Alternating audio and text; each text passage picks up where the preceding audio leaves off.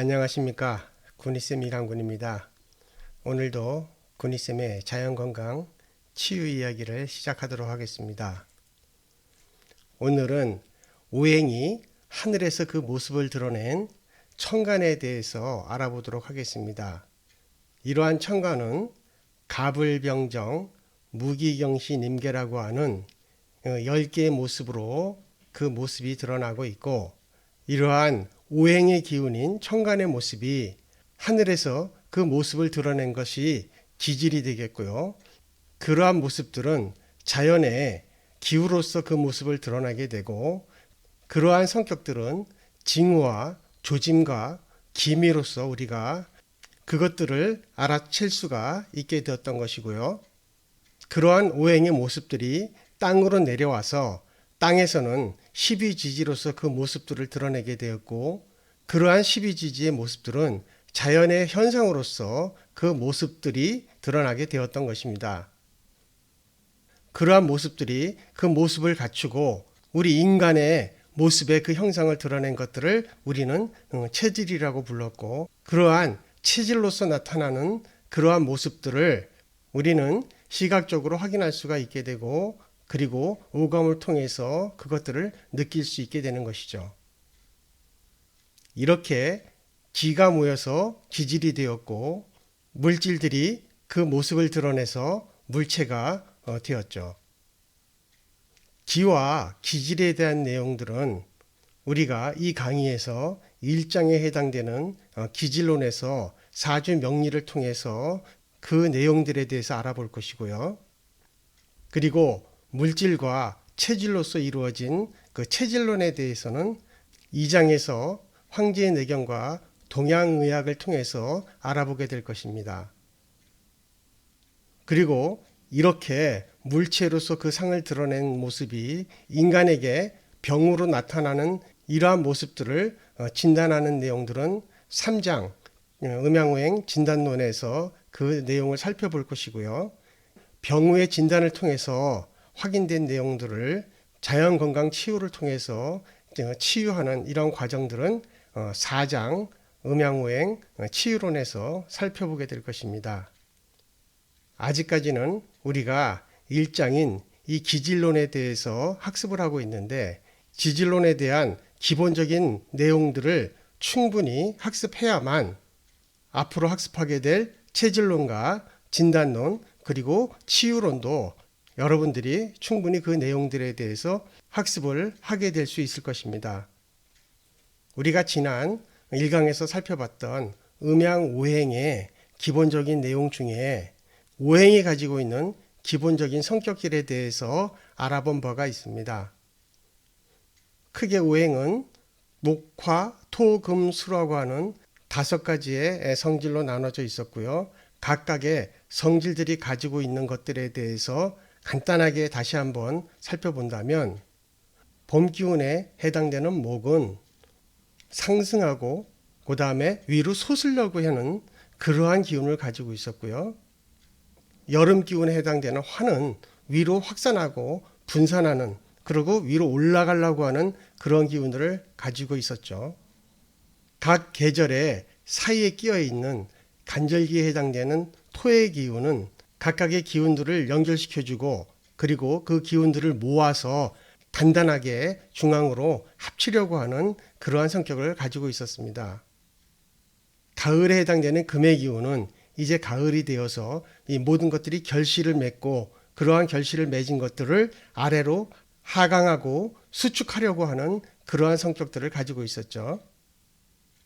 마지막으로 겨울에 해당되는 수의 기운은 이제 추운 겨울이 되어서 모든 것들이 뭉축되고 수축해서 아래로 가라앉으려고 하는 그러한 성질을 가지고 있었습니다.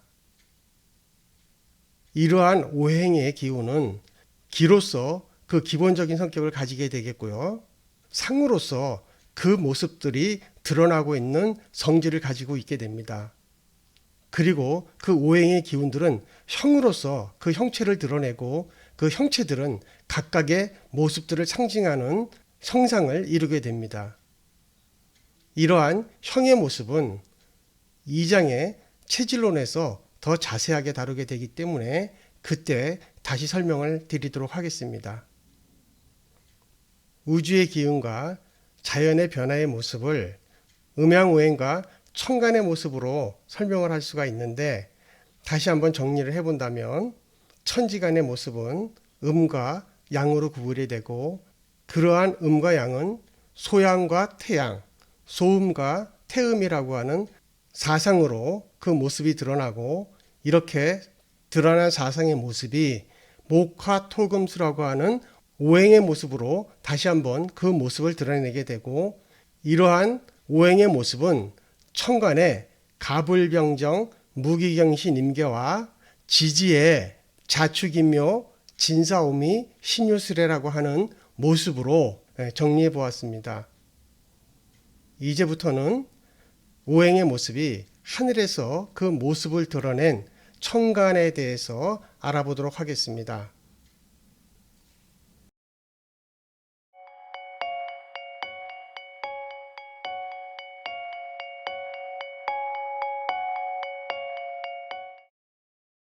천간에 목에 해당되는 기운으로서 첫 번째와 두 번째 해당되는 갑과 을에 대한 성격을 알아보도록 하죠.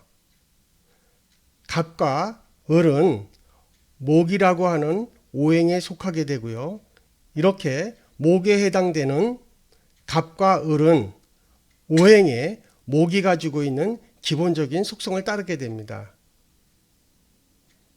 목이 가지고 있는 기본적인 속성은 앞에서도 우리가 알아본 바와 같이 모든 것들이 이제 막 시작하려고 하는 봄의 기운을 가지게 됩니다. 그 중에 첫 번째 해당되는 갑이라는 글자는 겨울에 땅 속에서 봄의 따뜻한 기운을 막 받아들이기 시작하면서 딱딱한 씨앗의 껍질을 이제 새 생명이 막 뚫고 나오려고 하는 그러한 모습을 형상화한 글자입니다.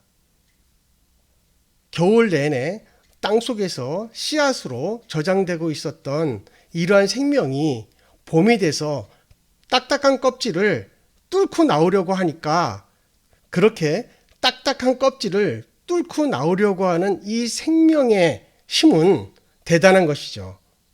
그렇기 때문에 이 갑이라고 하는 글자가 가지고 있는 성질은 생명이 새롭게 태어나려고 하는 강력한 성질을 가지게 됩니다.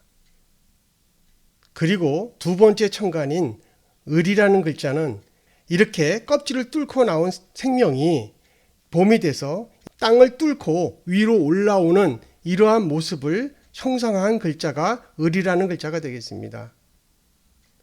그래서 이러한 을의 성격은 새로 시작하는 기운을 가지고 있고, 또 이런 새싹과 같이 부드러움을 같이 가지고 있는 것이 이 을이 가지고 있는 기본적인 성격이 되겠습니다.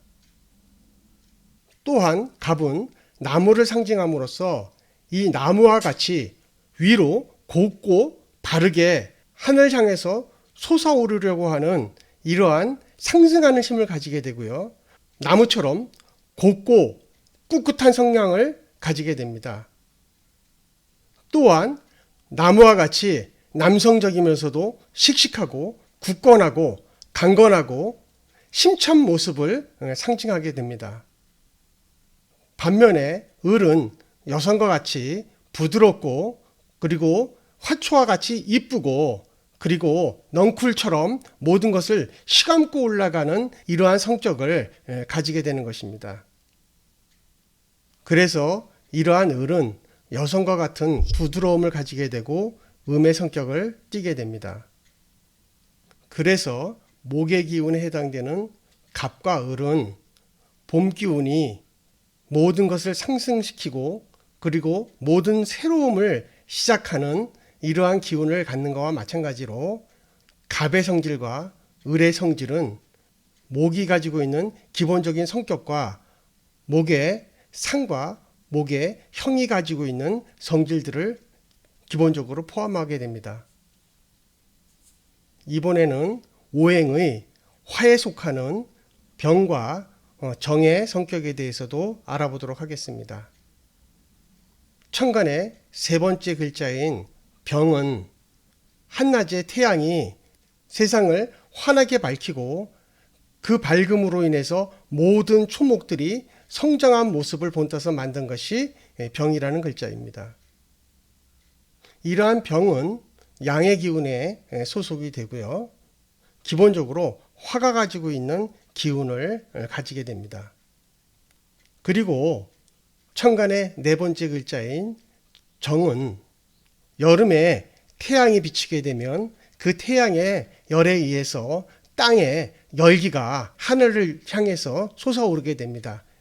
이렇게 솟아오르고 있는 열기가 모든 초목을 성장시킨 모습을 표현한 것이 정이라고 하는 글자입니다.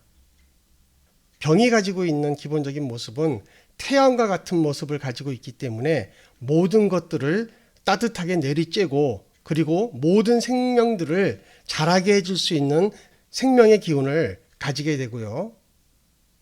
음기에 해당하는 정은 밤하늘에 떠있는 달빛이나 어둠을 밝히는 촛불에 비유할 수 있고 그리고 기본적으로 장작불과 같이 뜨거운 열기를 만들어내는 그러한 모습을 상징하고 있습니다. 따라서 오행의 화에 속하는 병과 정은 오행의 화가 가지고 있는 기본적인 성격들을 포함하고 있으며 기본적인 성격을 따르게 되므로 확산하고 팽창하고 위로 솟아오르려고 하는 그러한 속성을 따르게 됩니다. 다음은 오행의 토에 속하는 다섯 번째와 여섯 번째 글자인 무와 기에 대해서 알아보도록 하겠습니다. 무라고 하는 글자는 모든 초목들이 무성하게 자라서 그 모습이 완전하게 드러난 상태에서 따온 글자입니다. 이러한 무는 양의 성격을 가지게 되고요. 계절상으로는 이제 여름이 끝나고 가을로 접어들기 시작하는 이러한 때를 얘기하게 됩니다. 그리고 기라고 하는 글자는 이제 만물이 성장을 멈추고 가을로 접어들면서 이러한 만물들이 결실을 맺고 지나온 계절들과 그런 과정들을 기록한다는 그러한 모습들을 형상화한 글자입니다. 무라고 하는 글자의 성격은 오행의 토가 가지고 있는 기본적인 성격을 따르게 되고요. 또한 토의 성격 중에서도 남성의 기운에 해당되는 무는 거대한 산과 같이 단단한 모습을 형상하고 있으며 그러한 단단한 그 모습을 형상화한 이런 무의 성격은 건조하고 메마른 성질을 가지게 됩니다. 반면에 여성의 성격을 포함하고 있는 기라고 하는 글자에는 습기를 포함하고 있는 흙으로서 논이나 평야와 들판과 같은 이러한 모습들을 상징하고 있으며 모든 곡물들이나 식물들을 잘 자라게 할 수 있는 그러한 기운을 가지고 있습니다. 이번에는 오행의 금에 해당되는 일곱 번째와 여덟 번째 글자인 경과 신에 대해서 알아보도록 하겠습니다. 경이라는 글자는 이제 가을이 돼서 모든 만물들이 결실을 맺고 이제 겨울을 준비하는 그러한 모습에서 따온 글자입니다. 그리고 여덟 번째 글자인 신이라는 글자는 이제 열매가 다 익어서 새로운 종자를 만들고 그러한 종자가 겨울을 나기 위한 준비하는 형상을 본떠서 만들어진 글자가 되겠습니다. 이렇게 오행의 금에 속하는 경과 신의 성격은 오행의 금이 가지고 있는 성격과 같이 모든 것들을 응축하고 수축하고 아래로 하강시키려고 하는 기본적인 성격을 따르게 되고 그리고 금이 가지고 있는 기의 모습과 형의 모습과 상의 모습을 따르게 됩니다. 양의 기운을 띠고 있는 경의 성격은 금의 기운 가운데서도 단단하고 굳세고 뭉치려고 하는 그러한 남성의 기질을 가지게 되고 이것들은 금속이나 단단한 쇳덩어리의 형상으로다가 그 모습을 형상화합니다. 그리고 음의 기운에 속하는 신의 성질은 보석과 같은 형상을 하고 있으며 또한 면도칼처럼 날카롭고 바늘처럼 뾰족한 그러한 성질을 가지게 됩니다. 이번에는 오행의 마지막 9번째와 10번째에 해당되는 수에 속하는 임과 개에 대한 성격에 대해서 알아보도록 하겠습니다. 겨울에 해당되는 오행의 수의 성질로서 차갑고 수축하고 응축해서 종자로서 이 추운 겨울을 견디고자 하는 수가 가지고 있는 성격을 임과 개 역시 따르게 됩니다. 그래서 천간의 9번째 글자인 임이라는 글자는 겨울이 돼서 모든 양기가 이제 응축을 해서 땅속에서 잠복하여 만물이 쇠퇴하는 그러한 모습의 형상에서 따온 글자가 되겠습니다. 그리고 천간의 마지막 글자인 개는 모든 만물이 성장을 멈추고 땅속에서 봄이 오기를 기다리는 모습을 형상화한 글자가 되겠습니다. 오행 중 수에 속하는 임은 호수나 바다와 같이 커다란 물을 상징을 하고 있으며 일반적으로 큰 묘를 의미를 하게 됩니다. 반면에 역시 수에 속하는 개의 성질은 부드러움을 내포하고 있으며 비가 내리고 있는 이러한 모습을 형상화하고 있습니다.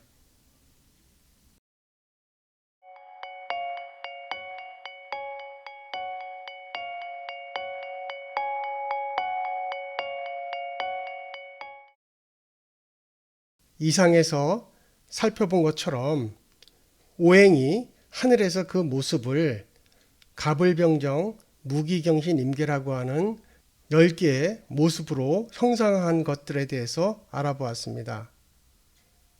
다시 한번 정리해보면 오행의 목에 해당되는 갑과 을은 목이 가지고 있는 성격들을 포함하고 있으며 남성의 기운에 해당되는 갑의 기운은 종자가 씨앗의 껍질을 뚫고 나오려고 하는 강력한 생명력을 가지고 있는 그러한 기운이 갑이 가지고 있는 기본적인 기운이고, 이러한 갑의 기운은 새싹이나 나무나 열매와 같은 것들로 형상화되었습니다. 그리고 을의 기운은 이제 봄이 돼서 땅을 뚫고 나오는 이 새싹의 기운을 상징하는 것으로서 이러한 을의 모습은 화초나 넝쿨로서 표현하게 됩니다. 그리고 여름에 해당되는 오행의 화의 기운에 속하는 병과 정은 역시 화가 가지고 있는 기본적인 성격을 따르게 됩니다. 그래서 병은 태양이 밝게 드러난 가운데 나무들이 장대하게 자라난 것을 상징하게 되고, 태양과 햇볕으로 그 모습을 드러나게 되었고, 정의 성격은 열기를 내뿜어서 모든 초목들이 왕성한 모습을 상징하게 되는 것입니다. 그러한 열기를 가진 정의 모습을 표현하는 것은 장작불이나 달빛 그리고 촛불 같은 형상으로 그 모습을 표현하게 됩니다. 오행의 토에 속하는 무와 기의 성격에 대해서 말해본다면, 무는 모든 초목들이 가장 왕성하게 자란 상태를 나타나게 되고, 그러한 모습은 커다란 산이나 땡과 같이 물을 가두는 제방 그리고 메마른 토양을 나타내고 있습니다. 역시 토에 해당하는 기의 성격은 초목들이 무성하게 자라서 그 성장은 멈추었지만 이제부터 내실을 채워서 열매를 만드는 단계에 해당이 됩니다. 이러한 기가 가지고 있는 기운을 형상한 것으로서는 습기를 포함한 젖은 토양이나 농가 밭 그리고 넓은 평야로 그 모습을 형상화하고 있습니다. 가을의 계절인 오행의 금에 속하는 경과 신이 있었습니다. 이 경과 신 역시 오행의 금이 가지고 있는 기본적인 성격에 따르게 되고, 그 중에서도 경은 금이 가지고 있는 성격 중에 단단하고 굳세고 강한 남성적인 성격을 가지게 됩니다. 이러한 경은 이제 초목들이 결실을 맺어서 다시 새로운 봄을 준비하는 과정을 이야기하고 있습니다. 그리고 이 경은 금의 기운 중에 단단하고 굳세고 강한 남성의 기운을 상징하는 것으로서 단단한 무쇠와 도끼 그리고 만들어진 제품으로 그 형상을 나타내고 있습니다. 그리고 신이 가지고 있는 성격은 가을이 되어서 열매가 다 익어 이제 그 종자가 새롭게 내년을 준비하는 그 과정을 말하는 것으로서 형상으로서는 보석과 칼 그리고 날카로운 침과 같은 모습으로 그 형상을 드러내고 있습니다. 마지막으로 겨울의 계절인 오행에 수에 속하는 천간으로 임과 개가 있습니다. 임은 겨울에 종자가 땅으로 떨어져서 땅 속에 묻혀서 겨울을 나기 위한 준비를 하는 단계가 되고, 그러한 임의 모습은 큰 호수에 저장된 물이나 바다 그리고 강물과 같은 그러한 모습으로 표현됩니다. 그리고 개는 이제 땅 속에 묻힌 종자가 한 겨울을 견뎌내고 이제 봄이 되면 다시 새 생명을 피우려고 준비하는 과정을 표현하고 있는 것입니다. 이러한 개의 모습은 하늘에서 내리는 비의 모습으로 그 모습을 형상화하고 있습니다. 이렇듯이 오행이 하늘에서 그 모습을 드러낸 천간의 모습으로서 자연의 변화의 모습과 우리 인간이 살아가고 있는 모습을 표현하고 있는 것입니다.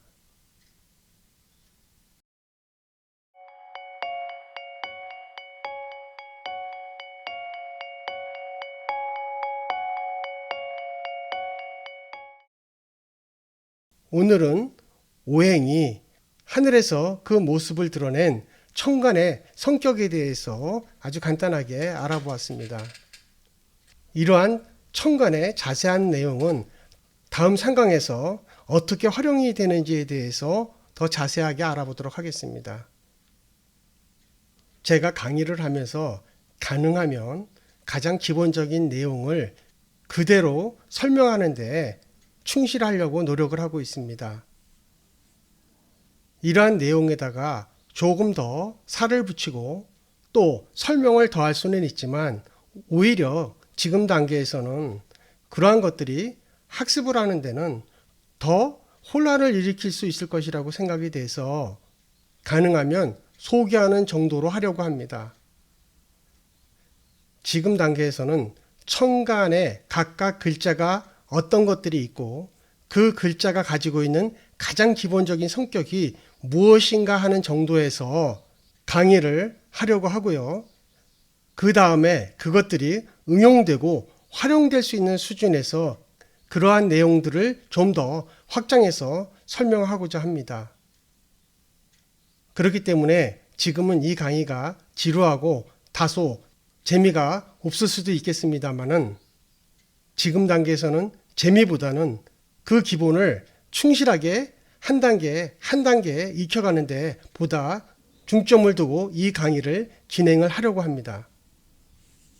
오늘은 천간과 지지 중에 그 천간의 갑을병정, 무기경신, 임계의 각각의 성격에 대해서 알아보았습니다.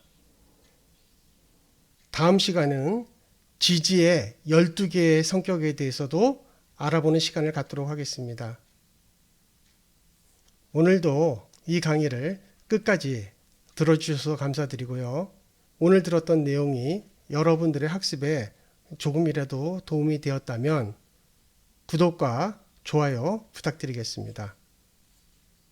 오늘도 끝까지 제 강의를 들어주셔서 진심으로 감사드립니다. 그러면 다음 시간에는 12 지지에 대해서 알아보는 시간을 갖도록 하겠습니다. 그러면 다음 시간에 다시 뵙도록 하겠습니다. 감사합니다.